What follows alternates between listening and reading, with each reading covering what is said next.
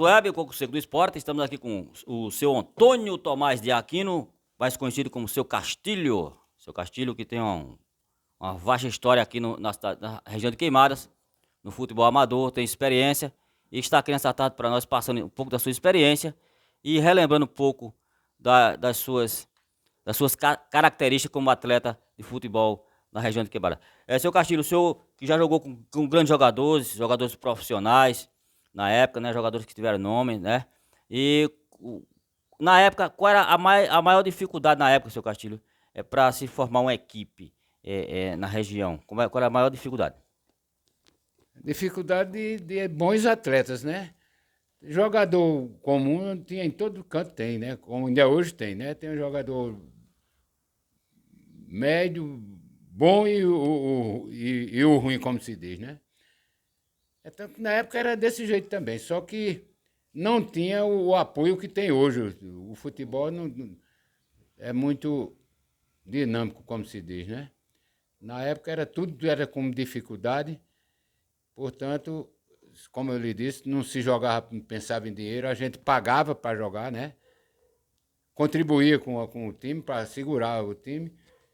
E hoje não, hoje é tudo mais facilitado, é tanto que chegou num ponto que desgringolou aí o problema de bebida e de droga e tá envolvido, a maioria desse povo está envolvido nisso, né? Seu Castilho, na época, quais equipes que ainda hoje existem aqui na região de Queimadas que o senhor lembra?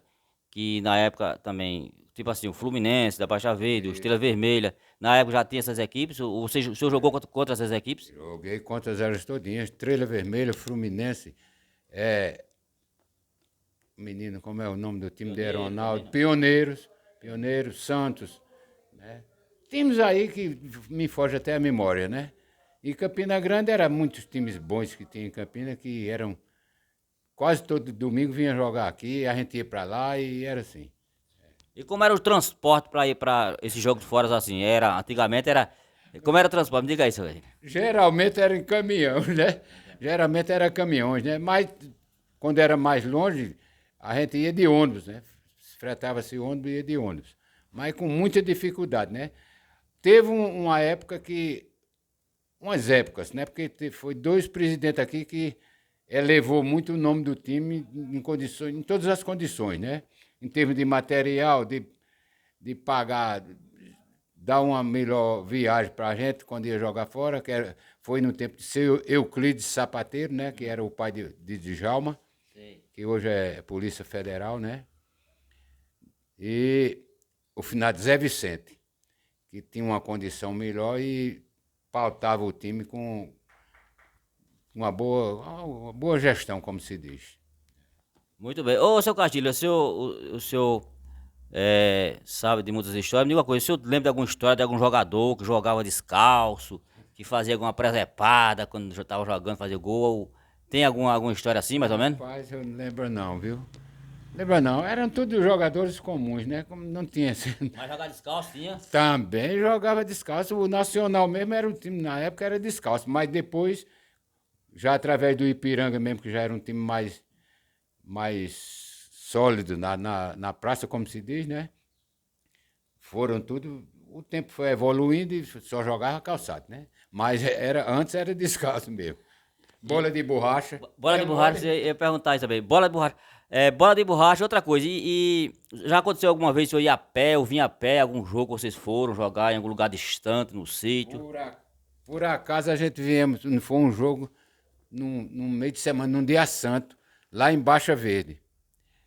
E houve uma briga lá, não me lembro que feriado foi. A gente foi jogar aqui, o Ipiranga foi jogar lá com o Fluminense, né? E houve uma discussão muito grande. Essas duas pessoas dessa briga Deus já levou. Foi o Canhotinho e o Inácio Virgínio. E acertamos para o cara ir pegar a gente depois os carros ir pegar. Foi dois carros, duas rural. Né? Uma era do finado Bill Raimundo, que era para ir pegar a gente lá em Baixa Verde, lá no ponto 100 réis. E aí acabou o jogo antes, por causa dessa confusão, acabou antes do jogo, antes do tempo, aí viemos de pé. Eu me lembro muito disso. Só quente a pé. É.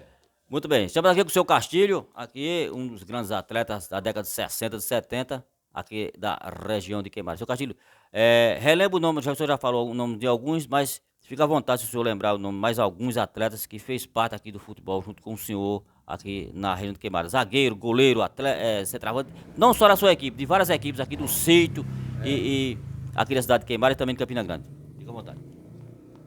Bem, que se profissionalizaram lá de Campina Grande foi Zé Pequeno, foi Ademir, foi Pedro Cangula, como eu já citei antes, né? Que inclusive eu não dou nem muito bem hoje com esse sujeito.